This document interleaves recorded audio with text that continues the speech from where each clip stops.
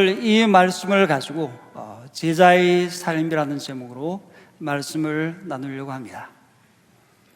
요한복음 3장 16절에 하나님이 세상을 이처럼 사랑하사 독생자를 주셨으니 이는 그를 믿는 자마다 멸망하지 않고 영생을 얻게 하려 하심이라고 그렇게 말씀을 하였습니다. 하나님께서 세상을 사랑하였습니다. 우리 모두를 사랑하셨죠. 멸망당하기를 원하지 아니하시고 영원한 생명을 얻도록 그렇게 하기 위해서 하나님께서는 독생자 예수 그리스도를 보내셨고, 예수님께서는 하나님의 뜻을 따라서 이 땅에 오셔서 하나님 나라의 복음을 전하셨습니다. 하나님 나라의 복음, 이 복음이 모든 민족에게, 온 세상에 전파될 수 있도록 그렇게 하시기 위해서 예수님께서는 12 제자를 세우셨습니다. 12 제자를 통해서 주님의 제자들이 점점 늘어나고, 오늘 이 땅 가운데 우리들도 마찬가지로 주님을 따르는 주님의 제자가 된 것이죠.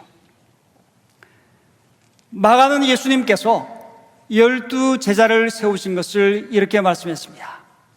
예수께서 12를 세우시고 그들을 또한 사도라고 이름하셨다. 이것은 예수께서 그들을 자기와 함께 있게 하시고 또 그들을 내보내어서 말씀을 전파하게 하시며 귀신을 쫓아내는 권능을 가지게 하시려는 것이었다 말씀했습니다. 말씀을 전파하는 것 참으로 중요한 것이죠. 귀신을 쫓아내는 권능을 가지고 귀신을 쫓아내고 하나님의 나라가 확장될 수 있도록 하는 것 참으로 중요한 것입니다. 그런데 마가는 그것들보다 이 말을 먼저 기록을 했습니다. 무엇이냐면 그들을 자기와 함께 있게 하시고 그랬어요. 그들을 자기와 함께 있게 하시고, 마가는 자기가 참으로 중요하다고 생각하는 것을 먼저 그렇게 언급을 하고 있습니다. 자기와 함께 있게 하시고,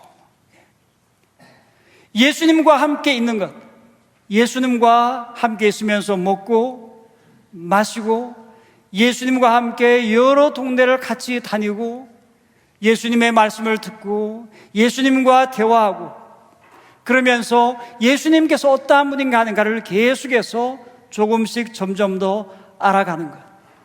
예수님을 알아가면 알아갈수록 예수님이 더 사랑스럽고 예수님을 더 사랑하고, 예수님의 제자로서 가장 중요한 것이 무엇일까요? 우리 모두는 예수님께서 우리를 부르셔서 주님의 제자로 그렇게 나아가는 우리 모두입니다. 예수님의 제자로서 가장 중요한 것이라고 한다면 바로 예수님과 동행하고 예수님을 사랑하는 그러한 삶이라고 생각이 듭니다. 예전에 대학교 때 찬양을 좋아해서 기타를 배우고 그리고 나서는 찬양 인도를 많이 했어요. 많은 그런 찬양들을 하고 했는데 그 중에 제가 좋아했던 찬양 중에 하나가 이것입니다. 나는 야 친구 되신 하나님과 푸른 초장 한없이 거니네 손을 잡고 기쁨을 나누면서 단둘이서 한없이 거니네 손을 잡고 기쁨을 나누면서 단둘이서 한없이 거니네 말씀했습니다. 친구 되신 하나님과 푸른 초장 위로 거닐고 손을 잡고 기쁨으로 단둘이서 그렇게 동행하는 그 모습, 하나님과 친구로서 동행하는 이러한 친밀한 그러한 관계, 사랑의 관계, 이것에 대해서 찬양을 하고 있는 것이죠. 예수님께서 우리를 아시고 우리를 사랑하시고 우리는 그 놀라운 사랑을 받고 우리도 마찬가지로 주님을 사랑하고 이러한 관계 가운데 있는 삶, 이러한 삶이 참으로 축복된 삶이라고 생각이 됩니다. 5가지 사랑의 언어라는 그러한 것이 있죠. 게리 체프먼이 말을 하는 5가지 사랑의 언어. 첫 번째가 말입니다. 말. 이것은 I love you. 사랑해. 너무 잘했구나. 오늘 너무 멋있네. 오늘 어메이징하다. 여러 가지로 애정과 칭찬을 나타내는 그러한 말로 사랑을 표현하는 것이죠. 두 번째는 타임, 시간입니다. 이것은 사랑하는 사람을 위해서 같이 함께 시간을 보내고 함께 활동들을 하고 함께 거리를 걷고 시간을 같이 보내는 것을 이야기를 하는 거죠. 세 번째는 터치입니다. 신체 접촉이죠. 허그를 하고 포옹을 하고 손을 잡고 도닥거려주고 하는 여러 가지 신체적인 접촉, 이것을 통해서 사랑이 전달되고 사랑을 받는 것이죠. 네 번째는 기프트, 선물이에요. 작지만 사랑이 담긴 선물을 주었을 때 그것을 통해서 사랑을 느끼고 경험하고 하죠. 다섯 번째는 서비스, 헌신의 행동입니다. 이것은 남편을 위해서 사랑이 담긴 식사를 이렇게 준비를 하고, 아내가 피곤할 것 같으니까 대신 설거지를 해주고 쓰레기를 버리고, 여러 가지로 행동으로 사랑을 표현하고 사랑을 받는 것을 이야기를 하는 것이죠. 지난번에 이효령 박사님의 따님인 고 이민아 목사님이 있었습니다. 그분이 쓴 책을 보니까 그분이 이런 이야기를 해요. 자기 자신에게 사랑의 언어가 있다고 그래요. 그리고 예수님도 사랑의 언어가 있다고 그렇게 이야기를 했습니다. 5가지 사랑의 언어 가운데 자기는 터치가 사랑의 언어라고 이야기했습니다.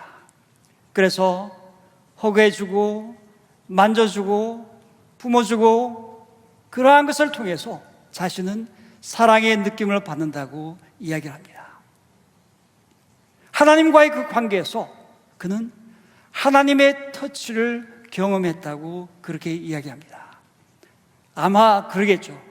주님께 나와서 간절히 기도하고 깊이 있게 주님 앞에 있을 때 주님께서 만져주시는 것을 경험을 하고 주님께서 안아주시는 것을 경험하고 그 따스함을 느끼면서 하나님께서 자신을 사랑하는 그 놀라운 사랑을 느꼈을 거로 그렇게 생각이 됩니다.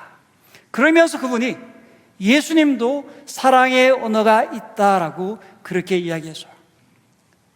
그것이 무엇이냐면은 예수님의 사랑의 언어는 자신을 왕으로 인정해주고 예배해주고 믿어줄 때 예수님은 사랑받는다는 느낌을 받으시고 참 좋아하신다라고 이야기했어요.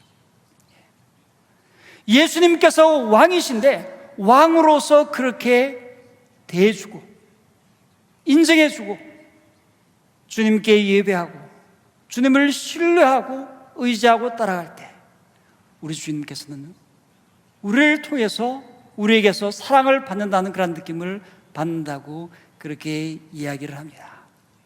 하나님께서 우리를 사랑하실 때 우리가 갖고 있는 사랑의 그 러브 랭귀지를 가지고 우리에게 사랑을 표현하십니다. 우리도 물론 마찬가지로 그렇게 해야 되겠죠. 예수님께서 이거를 좋아하시는데 엉뚱하게 이런 거 가지고 막 하면서 사랑한다고 하면은 예수님께서 그렇게 많이 느껴지지 않으실 거라고 생각이 됩니다.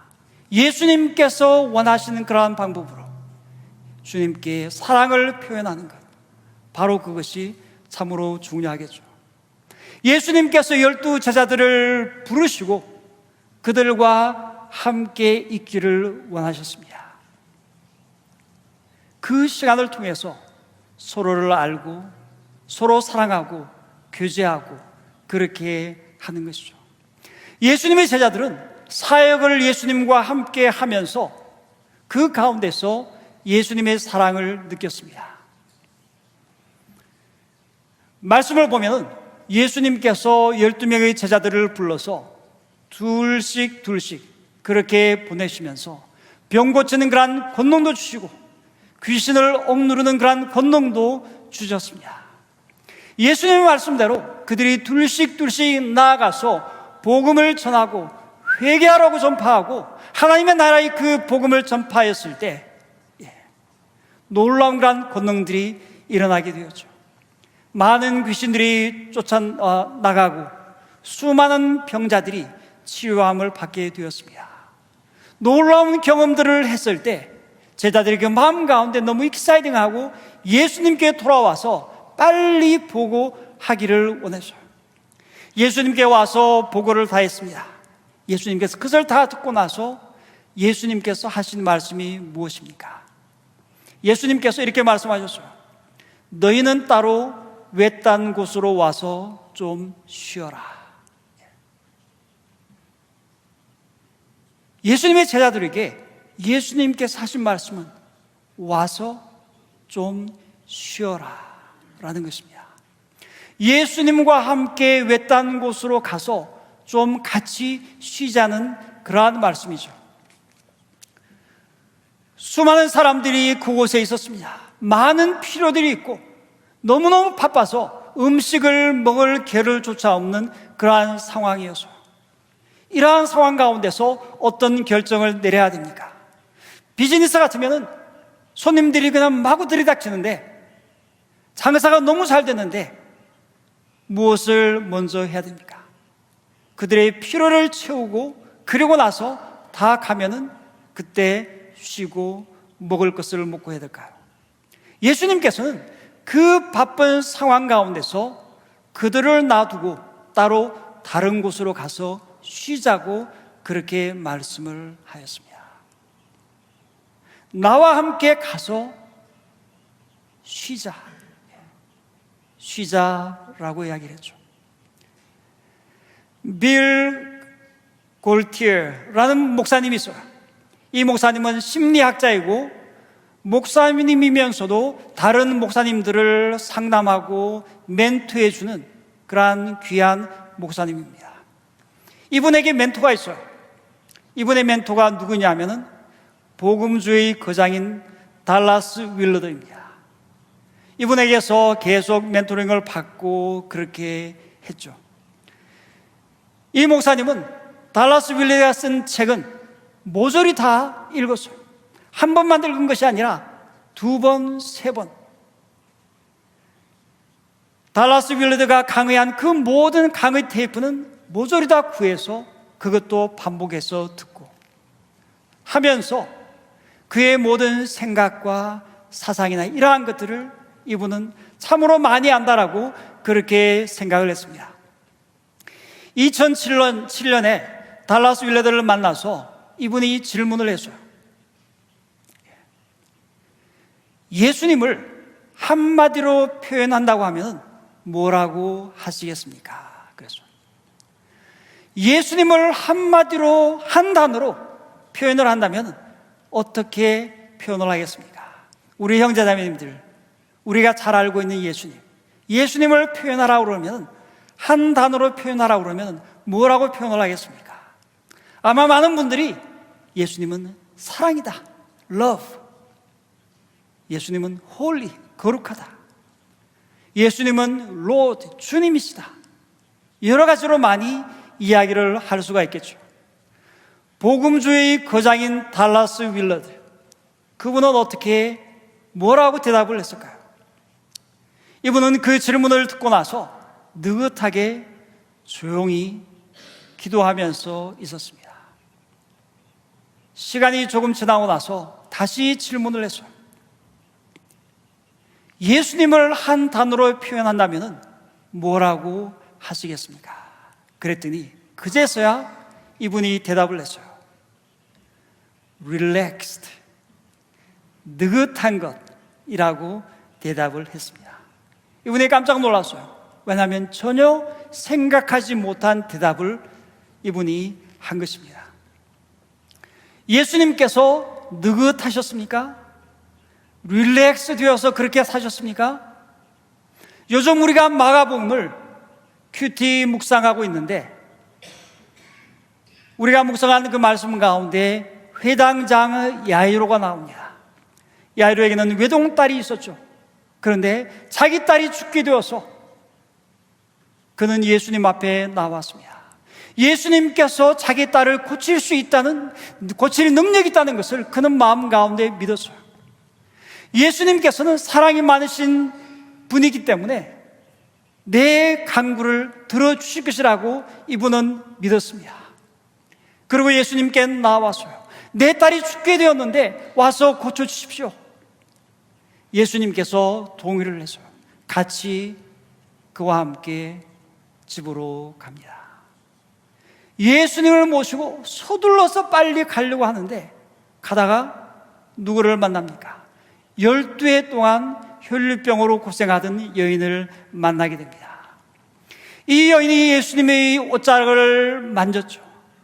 만지면 내 병이 치료될 것이다. 병이 치료가 되었어요. 예수님께서 예수님의 능력이 나간 것을 아시고 돌아서서 질문을 했습니다. 누가 내 옷에 손을 대었느냐? 누가 내 옷에 손을 대었느냐? 예수님께서 물으시면서 그 여인을 찾았습니다. 그 여인이 예수님께 나와서 엎드려서 사실대로 다 이야기를 했어요. 사실대로 이야기했으니까 이야기가 얼마나 길었겠어요. 지난 12년 동안 혈류병으로 고생한 그러한 이야기를 하고 또 예수님께 오게 된 그것에 대해서 이야기를 하고 그 마음 가운데 믿음이 있어서 옷자락을 만졌다고 하면서 자신의 간증을 늘어놓기 시작을 했어요. 이 이야기를 옆에서 듣고 있던 야이로 회당장은 그 마음에 속이 탔겠죠. 예수님께서 빨리 가셔가지고 자기의 딸을 고쳐주셔야 하는데 예수님께서 됐습니까? 그 여인의 이야기를 다 듣고 나서 예수님께서 어떻게 하셨습니까? 성경에 보니까 이렇게 말씀합니다. 예수께서 말씀을 계속하고 계시는데 예수님께서 바로 보낸 것이 아니라 그 여인과 말씀을 계속해서 하고 계셨다고 그렇게 성경은 이야기를 합니다. 야이로는 급하게 가야 되는데 자기 딸이 죽어가는데 예수님께서는 그 여인에게 말씀을 계속해서 하고 계신 것이었어요. 너무나 느긋하죠. 야이로는 급해 죽겠는데 급기야 회당장의 집에서 사람들이 왔습니다. 따님이 죽었습니다 라고 말할 때까지 예수님은 말씀을 하고 계셨어요. 예수님은 서두르지 않았습니다. 느긋하셨어요. 릴렉스드 됐습니다. 또 예수님이 사랑하는 친구가 있죠. 병든 나사로입니다. 병든 나사로를 방문한 데서도 마찬가지였어요. 예수님께서는 서두르지 않으셨어요. 그것을 듣고도, 소식을 듣고도 이틀을 지체했다고 이야기했습니다. 그리고 그곳에 도착했을 때는 나사로는 이미 죽은 지 나흘이나 되었다고 말씀하고 있어요. 예수님은 느긋한 속도로 그게 맞춰서 생활을 하셨고 또한 사역을 하셨습니다. 우리가 지금 살아가고 있는 이 현대의 그 세상에서는 무엇을 강조하냐면 efficiency, 효율성을 강조를 하는 거예요. 주어진 시간 안에 일을 빨리 하고 더 많이 하고 그렇게 하는 것, 바로 이것이 중요하다고 생각을 합니다. 서두르는 것이 효율적이다, 서두르는 것이 생산적이다, 서두르는 것은 내가 중요한 사람이라는 증거다 라고 말을 합니다. 그런데 예수님은 그와 반대로 느긋하게 여유 있게 생활을 하셨습니다. 느긋하게 살아가는 것, 이것은 우리의 일상생활에서도 중요한 것 같습니다. 레오나르도 다빈치가 있죠. 이분이 최후의 만찬을 가지고 작업을 할 그때였어요. 당시 이 작업을 의뢰한 곳이 산타 마리아 멜레 그라치의 성당이었어요. 거기에서 작업을 하고 있는데 레오나르도 다빈치에게 와서 이렇게 이야기하는 거예요. 제발 부탁인데 좀 더 열심히 일해주면 안 되겠습니까? 좀 더 열심히 일을 해달라고 간곡하게 부탁을 했어요. 왜 그럴까요? 레오나르도 다빈치는 일을 하면서 낮에 여러 차례 몇 시간씩 꿈을 꾸듯이 휴식을 취했다고 그렇게 이야기를 합니다. 계속해서 놀기만 하고 일을 하지 않는 걸로 그렇게 보인 것이죠. 그래서 부탁을 했어요. 제발 좀 일 열심히 해주십시오. 그랬더니 다빈치가 뭐라고 이야기했냐면 그 후견에게 위대한 천재는 일을 덜 할 때 오히려 더 좋은 것을 떠올리는 법이죠 라고 하면서 아주 느긋하게 작업을 했습니다. 다빈치가 미술에 대한 소고에서 이렇게 말했죠. 언제라도 작업에서 손을 놓고 휴식을 취하는 것은 좋은 일이다. 그리고 나서 다시 작업에 임하게 되면 생각이 더 맑아진다. 쉬지 않고 작업만 하면 결국에 가서는 판단력을 잃고 만다라고 이야기했죠. 다른 분은 마이클 갤브라는 분은 이런 이야기했습니다. 대부분의 사람들이 최고의 아이디어를 얻는 시간은 근무 시간이 아니다라고 그랬어요. 근무 시간이 아니에요. 휴식을 취하고 릴렉스하고 느긋하고 그럴 때 좋은 아이디어들이 떠오르게 되는 것이죠. 예수님께서는 느긋하게 생활을 하셨어요. 느긋하신 예수님께서 보니까 제자들이 식사할 겨를도 없이 바쁘게 살아가는 것을 보면서 말씀을 하였습니다. 너희는 따로 외딴 곳으로 와서 좀 쉬어라. 예수님께서께로 나와서 같이 조용한 곳으로 가자는 그러한 말씀입니다. 쉴 수 있는 곳으로 가자는 것이에요. 때때로 우리는 삶이 힘들 때 멀리 좀 떨어져서 조용한 곳에서 조용히 있고 싶어 합니다. 그러나 진정한 휴식과 평강은 예수님과의 만남에서 찾을 수가 있는 것이죠. 예수님께서 외딴 곳으로 와서 쉬라고 말씀했습니다. 외딴 곳, 한적한 곳. 외딴이라는 이 말은 헬라어로 에레모스라는 그러한 단어이죠. 에레모스라는 이 단어는 형용사로는 외딴, 한적한 이시지만은 그러나 명사로 하면 이것은 광야, 사막이라는 그러한 뜻입니다. 외딴 곳, 한적한 곳, 광야, 사막, 이곳은 사람들과의 접촉이 없고 일반적인 삶의 여러 가지 활동들과는 멀리 떨어져 있는 조용한 곳, 한적한 곳, 여러 가지 많은 일들로 인해서 산만해지고 분주해지기 쉬운 일상생활에서 멀리 떨어져 있는 곳, 바로 그곳이 하나님과 단둘이 있는 곳이라고 이야기를 할 수가 있죠.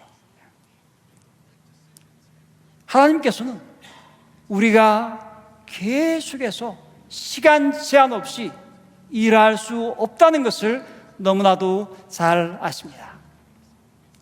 우리가 하나님 나라의 일을 한다 할지라도 계속해서 할 수 없는 것을 주님께서는 아세요. 그래서 우리 하나님께서는 우리에게 안식일을 주셨습니다. 그래서 안식일을 통해서 우리의 몸이 쉼을 얻고 또한 우리가 하나님 앞에 예배할 수 있도록 그렇게 하신 것이죠. 영적으로도 주님 안에서 쉬고 육체적으로도 주님 안에서 쉬고 회복되는 것. 그래서 일하는 것과 쉬는 것이 잘 밸런스가 맞춰질 수 있도록 하는 것이 중요한 것입니다. 사람들과 보내는 그러한 시간, 그리고 하나님과 보내는 시간, 이러한 밸런스가 잘 맞춰져야 되죠. 제자들은 일이 너무나 많아서 오버웨엄 됐어요. 그래서 예수님께서는 제자들로 하여금 주님 안에서 쉬도록 그렇게 하셨습니다. 일을 계속해서 많이 한다고 해서 그것을 효율적이라고 말할 수가 없는 것입니다. 주님의 일을 하는 데서도 물론 마찬가지예요. 두 신하의 비유가 있어요. 어떤 왕에게 두 신하가 있었는데 두 신하 모두가 다 어떻게 하면 왕을 기쁘게 할 수 있을까? 라고 생각을 하면서 일을 하는 그러한 신하들이었어요. 한 신하는 왕의 노여움을 살까 싶어서 날마다 새벽 일찍 일어나서 왕이 이것을 하기를 원하실 거야. 왕이 이것을 하기를 원하실 거야. 자기가 믿고 있는 그런 일들을 서둘러서 진행을 했습니다. 그는 왕이 무엇을 바라는지, 무엇을 원하는지 묻지를 않았어요. 그 대신 이른 아침부터 밤늦게까지 바쁘게 매일마다 이 일 저 일 찾아서 열심히 그렇게 했습니다. 또 다른 신하가 있었어요. 또 다른 신하는 왕이 기뻐하는 모습을 보고 싶었어요. 그래서 이 신하는 일찍 일어나서 먼저 무엇을 했냐면 잠시 왕에게 찾아갔습니다. 그리고 왕에게 물어보았어요. 그날 하고 싶은 일이 무엇인지 물어보았습니다. 그래서 왕이 그 신하에게 대답을 해줍니다. 오늘은 이것을 하면 좋겠다.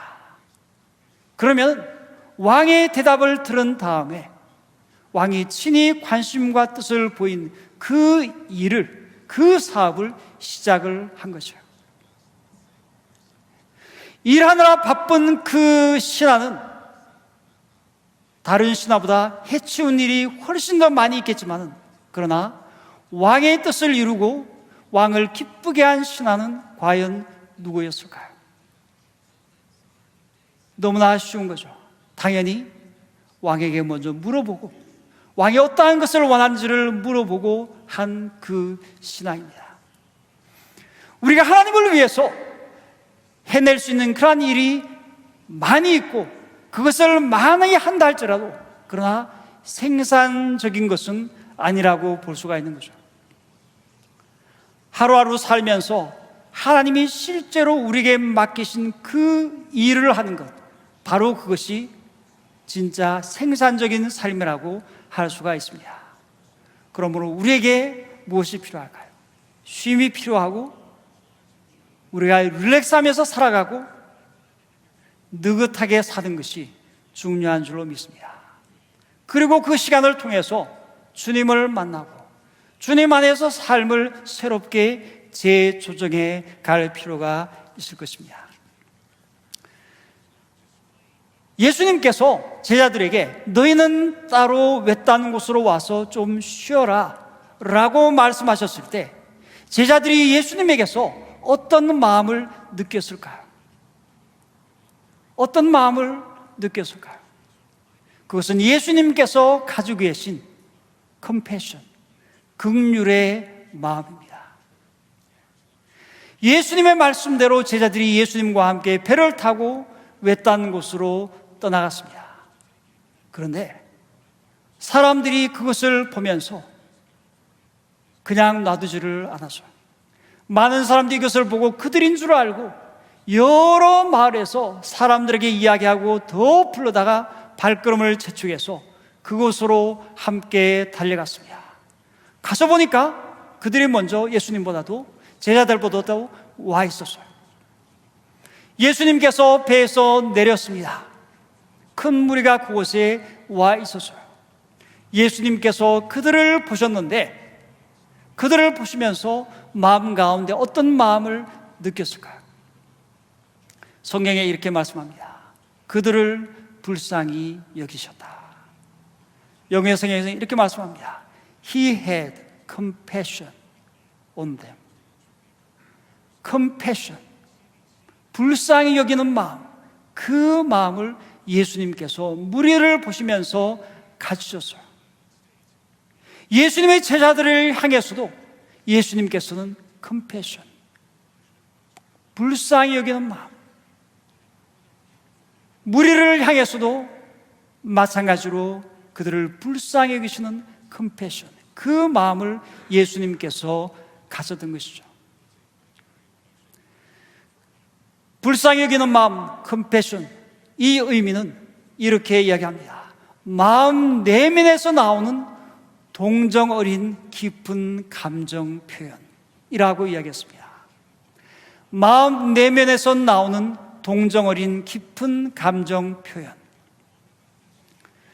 찰스 스펄전 목사님은 이렇게 말씀했습니다. 우리를 향하신 그리스도의 마음을 한 문장으로 요약한다면 바로 이것일 것이다. 우리를 향하신, 우리 한 사람 한 사람을 향하신, 우리 형제 자매들을 향하신 예수님의 그 마음, 한마디로 불쌍히 여기시니 He was moved with compassion. 컴패션의 그 마음, 바로 그것이 예수 그리스도의 마음인 것이죠. 왜 예수님의 제자들이 예수님을 계속해서 따랐을까요? 왜 수많은 무리가 예수님을 이렇게 따르고 있습니까? 여러 가지 많은 이유들이 있겠죠. 그렇지만 그 중에 참으로 중요하다고 생각하는 것은 바로 예수님께서 불쌍히 여기시는 그 마음 때문입니다. 예수님께서 가지고 계신 컴패션, 바로 이것 때문이죠. 갤럽 리서치 기관에서 10,000명이 넘는 사람들을 대상으로 리서치를 했어요. 리서치를 해서 찾아내려고 했던 것은 무엇이냐면은 팔로워들이 왜 리더를 따르는지 이것을 알고 싶어서요. 이것을 찾고 싶어서요. 그래서 리더들한테 왜 팔로워들이 당신들을 따르는지 그것을 묻는 것이 아니라 팔로워들에게 왜 리더를 따르는지, 그래서 팔로워들을 대상으로 해서 리서치를 했습니다. 그래서 4가지 결과가 나왔어요. 그 4가지가 리더와의 그 관계에서 채워지면 팔로워들이 리더를 따르게 된다는 그러한 것이죠. 첫 번째가 무엇이냐면은 트러스트, 신뢰입니다. 팔로워들이 리더를 신뢰하면 리더를 따르는 것이에요. 우리 리더는 슈퍼바이저인데 신뢰하지를 못하겠어. 그러면 따를 수가 없는 것이죠. 트러스트. 두 번째가 오늘 말씀에 나온 컴패션, 불쌍히 여기는 마음이에요. 리더가 이 컴패션을 갖고 있으면 자기가 돌보는 그 사람들을 케어하는 것이요. 불쌍히 여기고 케어하고 돌보고. 그럴 때 사람들은 느끼기를 내 슈퍼바이저는 나를 케어해 주는구나. 나의 관심을 가져주는구나. 나를 물건 취급하지 않고 사람 대접을 해 주는구나 하면서 리더를 따르는 거예요. 세 번째는 스테빌리티, 안정입니다. 따르면서 자기의 삶이 안정이 되고 그럴 때 따른다는 거죠. 네 번째는 호프, 소망이에요. 리더를 따를 때 앞으로 미래가 있고 소망이 있으면 리더를 따르게 된다는 것입니다. 예수님의 제자들이 예수님을 따르고 수많은 무리가 예수님을 따른 것, 바로 그것은 예수님 안에 컴패션, 불쌍히 여기는 마음이 있었기 때문입니다. 예수님께 자기를 불쌍히 여겨주시는 것, 자기를 돌봐주시는 것, 자기를 케어해 주시는 것을 그들이 느꼈기 때문에, 경험했기 때문에 예수님의 제자들이 따르는 것이죠.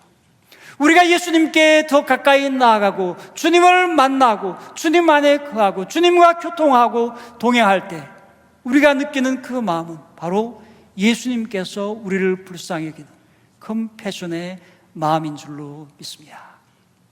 예수님께서 무리를 보시면서 불쌍히 여기셨어요. 왜 그렇습니까? 예수님 보시기에 그들이 마치 목자 없는 양과 같았기 때문이었습니다. 예수님께서 보실 때 어떤 사람이 가장 불쌍합니까? 목자 없는 양 같은 사람. 목자 없는 양 같은 사람이 가장 불쌍한 사람이죠.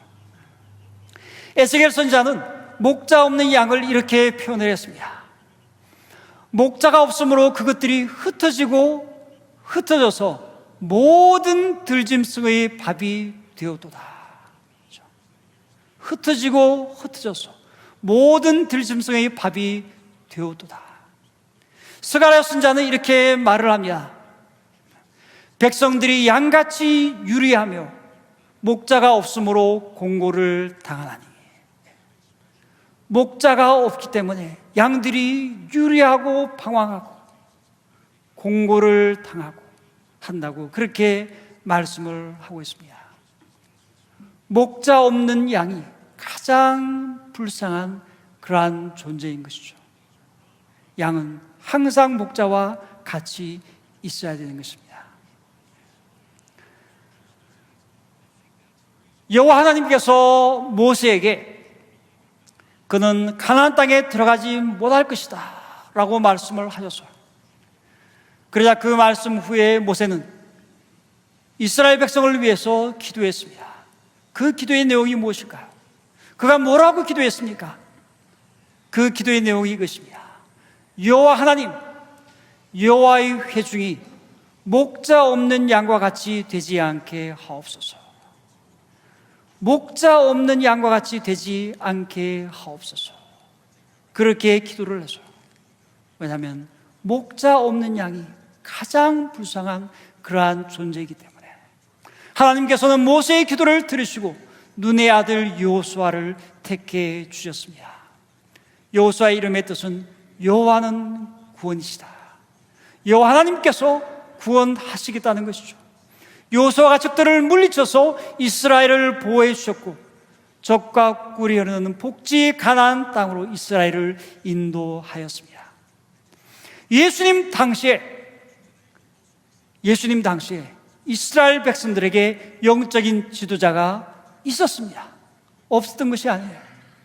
바리새인들이 있고 율법학자가 있고 제사장들이 있고, 하지만 이들은 진리를 저버리고 거짓 목자 노릇을 하였습니다. 정치적인 영향력을 고수하기 위해서 무리들의 안위와 평안을 저버렸습니다.